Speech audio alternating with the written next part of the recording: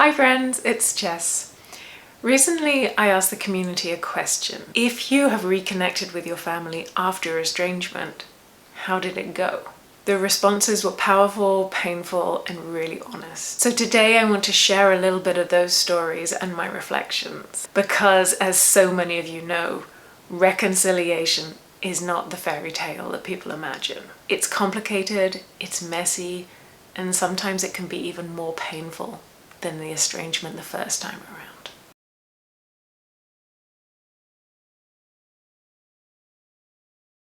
When a parent is very ill or dying, estrangement becomes very complicated. It's one of the most common points where people get pulled back in. But this makes sense. Mortality has a way of cutting through the noise. It puts everything into perspective.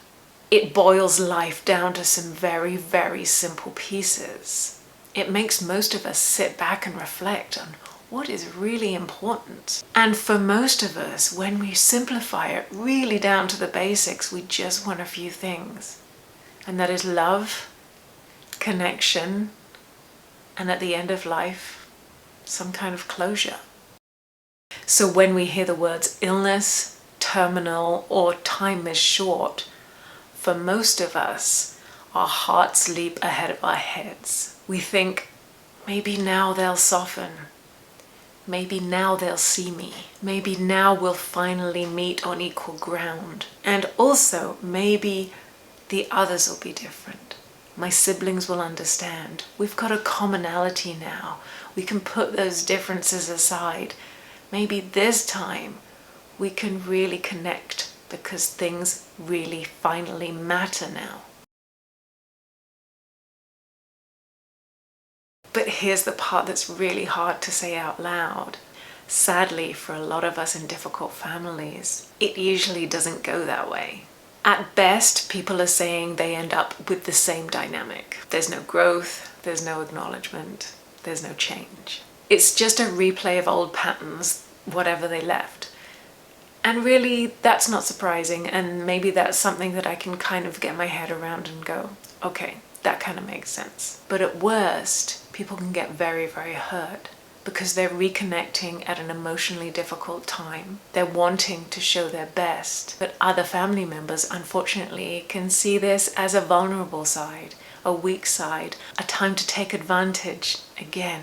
As one person wrote, I reconnected when my dad was dying. It was pretty awful. My mum was worse than ever. So that's not a reconciliation. That's just a repetition of harmful dynamics. And this repetition has a reason. It's not just bad luck. It's not just timing. For me, it's all around morality.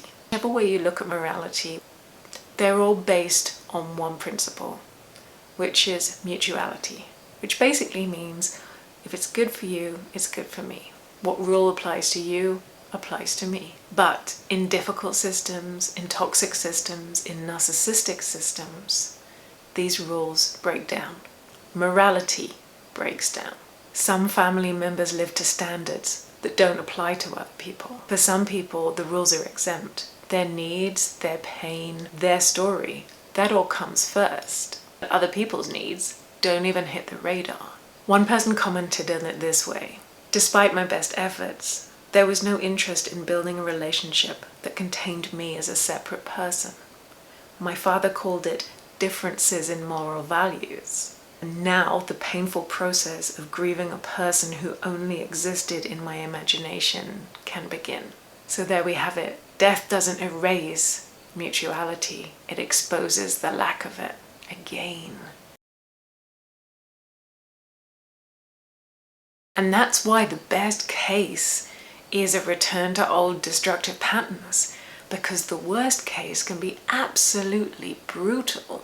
Smear campaigns, public shaming, performative affection when the crowd is looking, but cruelty when they're not. Funerals like that feel less of a form of closure and more like a second round of exile.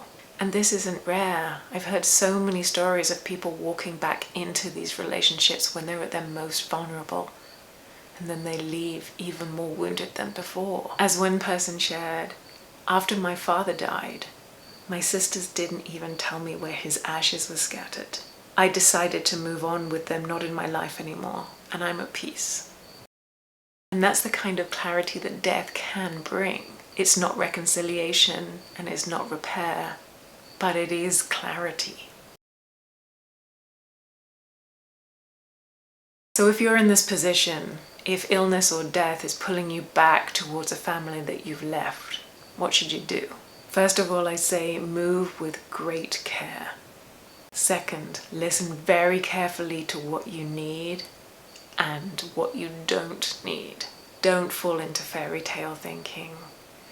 Don't expect a deathbed to fix decades of imbalance. I've heard from people who found peace through private ceremonies, personal rituals, or grieving in their own way. One kind person told me that funeral directors also have a way of dealing with estranged families. They can even arrange private viewings or separate spaces if they know what the dynamic is. Because let's face it, we all know that this is not uncommon.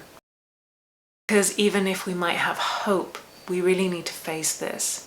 Death is not something that can force reconciliation into place. Reconciliation requires mutuality, respect, and equality. And if those things aren't there in life, it's really unlikely that they're going to magically appear at the end. So maybe the real peace is not in forcing a reconciliation, but in honoring our own dignity, in living by a moral code that was denied to us. Because really, death may be the great equalizer, but only if everyone is willing to see each other as equals. And if they won't, then death won't bring reconciliation.